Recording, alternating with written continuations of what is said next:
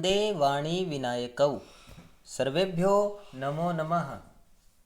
संस्कृतकक्षायां भवतां सर्वेषां हार्दं स्वागतम्। पढ़े भारत ऑनलाइन श्रृंखला के अंतर्गत आज हम एक नए विषय के साथ उपस्थित हैं। आज का विषय है लट लकार मध्यम पुरुषः। इससे पूर्व हमने क्रिया के प्रथम पुरुष का अभ्यास किया था। आज हम लट लकार के मध्यम पुरुष का प्रयोग करना सीखेंगे। आगच्छ विषयस्य प्रारंभं कुर्मः।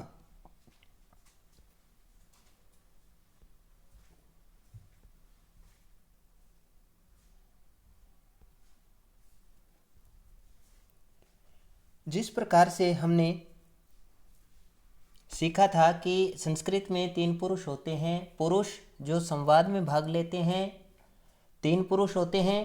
प्रथम पुरुषः जिसके बारे में बात की जाती है, जिसकी पहचान हमने इससे पूर्व वाले वीडियो में सीखा था कि ती तह अंति ध्वनियों से उसकी पहचान होती है। मध्यम पुरुष जिससे बात की जाती है उसकी पहचान कौन सी ध्वनियों से होती है उसके बारे में अब हम सीखेंगे। जिस प्रकार से तिप तस झी इन 3 प्रत्ययों से ती तह अंति ध्वनियाँ शेष रहती हैं, उसी प्रकार मध्यम पुरुष की पहचान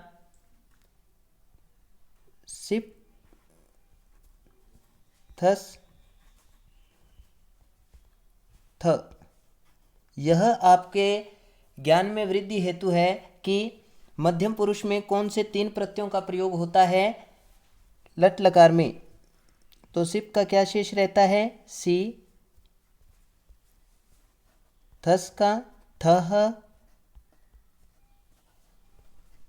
थ का थ। सिप थस थ इसकी जो शेष ध्वनि है सी थह थ। सी एकवचनम, थह द्विवचनम, थ बहुवचनम। आपके समक्ष कुछ उदाहरण हैं। इन ध्वनियों को देखकर हम बता सकते हैं कि इसमें कौन सा पुरुष है। इसमें आज हम कौन से पुरुष का अभ्यास कर रहे हैं? मध्यम पुरुष का। जैसे पठ से क्या बनता है? पठसी। चल से चलसी। पत से पतसी। अस से असी।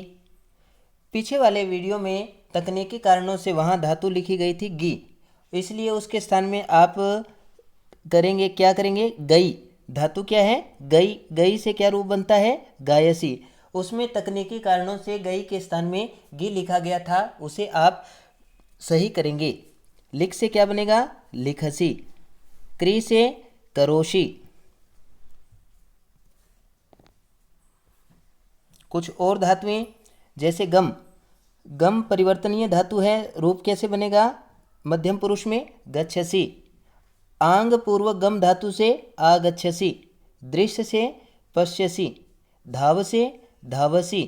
पठ से पाठयसी। चल से चालयसी।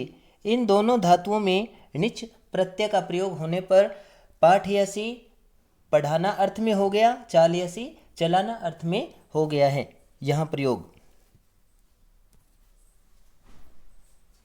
अब हम फिर से उन्हीं 3 ध्वनियों पर चर्चा करेंगे जिसके बारे में हमने प्रारंभ में जिसका जिक्र किया था कि सिप से सी ध्वनि शेष रहती है।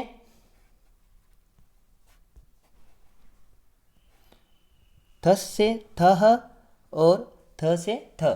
सिप थस थ, सी थह थ। इन तीनों ध्वनियों को आपने ध्यान में रखना है। इन तीनों ध्वनियों से हम पहचान कर सकते हैं कि यहाँ लट लकार मध्यम पुरुष का प्रयोग हुआ है। अब हम इसके आगे किसी भी धातु को जोड़ेंगे। परिवर्तनीय धातुएं, धातु में थोड़ा सा परिवर्तन होगा, अपरिवर्तनीय धातुओं में वैसे का वैसे उसका प्रयोग होगा। मान लीजिए सी थह थ, एक वचन में सी, द्विवचन में थह, बहुवचन में थ। प्रथम धातु है पठ, पढ़ना। पढ़ना का मध्यम पुरुष में प्रयोग कैसे होगा? मध्यम पुरुष जिससे बात करते हैं, मध्यम पुरुष थोड़ा सा मध्यम स्तरीय बात करता है। ये तुम दोनों और तुम सभी के अर्थ में ही इसका प्रयोग होता है। जैसे पठसी एक वचन में तुम पढ़ते हो, पठथः तुम दोनों पढ़ते हो, पठथ तुम सभी पढ़ते हो। यहाँ द्विवचन में विसर्ग का प्रयोग होता है तो इसका उच्चारण पठथः, और बहुवचन में पठथ। सिर्फ विसर्ग के कारण यहाँ द्विवचन और बहुवचन का भेद पाया जाता है। अग्रिम धातु चल, चल का रूप बनाते हैं चलसी, चलथः, चलथ। यहाँ तकनीकी कारणों से विसर्ग का प्रयोग नहीं हुआ, आप ऊपर से ये देखेंगे। चलसी, चलथः, चलथ। गई, गई से रूप कैसे बनेगा? गायसी, गायथः, गायथ। लिख, लिखसी, लिखथः, लिखथ। पत, गिरना, तुम गिरते हो, पतसी, पतथः, पतथ। धाव, दौड़ना, धावसी, धावथः, धावथ, धावथ। पठ, पढ़ना, चल, चलना, गई, गाना, लिख, लिखना, पत, गिरना, धाव, दौड़ना। कुछ और अभ्यास है वो भी देखते हैं। सी, थह, थ, हमने इन 3 ध्वनियों का विशेष ध्यान रखना है।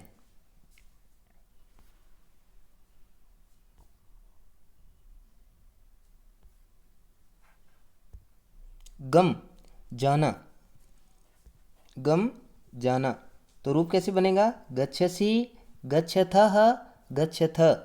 आंग पूर्वक गम धातु, आगच्छसी, आगच्छथः, आगच्छथ। तुम आते हो, तुम दोनों आते हो, तुम सभी आते हो। दृश्य, देखना, परिवर्तनीय धातु है, रूप क्या बनेगा? पश्यसी, पश्यथः, पश्यथ। पठ, यहाँ निच प्रत्यय का प्रयोग हुआ है तो पठ धातु का पढ़ाने अर्थ में प्रयोग किया गया है तो रूप क्या बनेगा? पाठयसी, पाठयथः, पाठयथ। तुम पढ़ाते हो, तुम दोनों पढ़ाते हो, तुम सभी पढ़ाते हो। चल, चलना, चालयसी, चालयथः, चालयथ। क्रि, करोषि, कुरुथः, कुरुथ। करना, अस, होना, असि, स्थः, स्थ।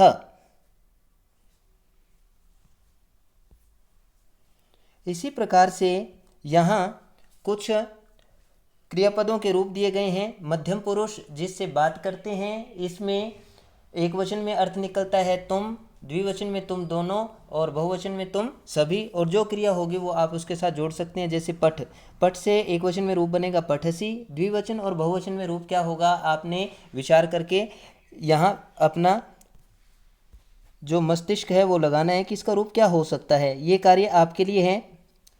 पठसी, चल से चलसी, गई से गायसी, लिख से लिखसी, पठ से पाठयसी। यहाँ निच प्रत्यय का प्रयोग किया गया है, पढ़ाना अर्थ में तुम पढ़ाते हो। चल, चालयसी, यहाँ भी निच प्रत्यय का प्रयोग है। खाद, खादसी। इसी प्रकार से कुछ और उदाहरण हैं, इनके द्विवचन और बहुवचन पर आपने अभ्यास करना है कि इनके रूप क्या हो सकते हैं। गम, जाना अर्थ में, गच्छसी, तुम जाते हो। आ, अंगपूर्वक गम धातु, आना, आगच्छसी, आगच्छसी, तुम आते हो। पत, पतसी, तुम गिरते हो या तुम गिर रहे हो। दृश्य, पश्यसी, तुम देखते हो। धाव, धावसी, तुम दौड़ते हो। मिल, मिलसी, तुम मिलते हो। इसी प्रकार से जो पा धातु है, परिवर्तनीय धातु है, मध्यम पुरुष में रूप कैसे बनेगा इसका? पा से एक वचन में पिबसी, द्विवचन और बहुवचन का आपने स्वयं अभ्यास करना है। पिबसी, तुम पीते हो। दृश्य, यहाँ निच प्रत्यय का प्रयोग हो गया तो दर्शयसी, दिखाना, तुम दिखाते हो, जैसे कोई चीज़ दिखाना, तुम दिखाते हो। अस, होना, असी, हो, तुम हो। क्रि, करना, करोषि, तुम करते हो। जयतु संस्कृतं, जयतु भारतम। धन्यवादः, पुनः मिलामः।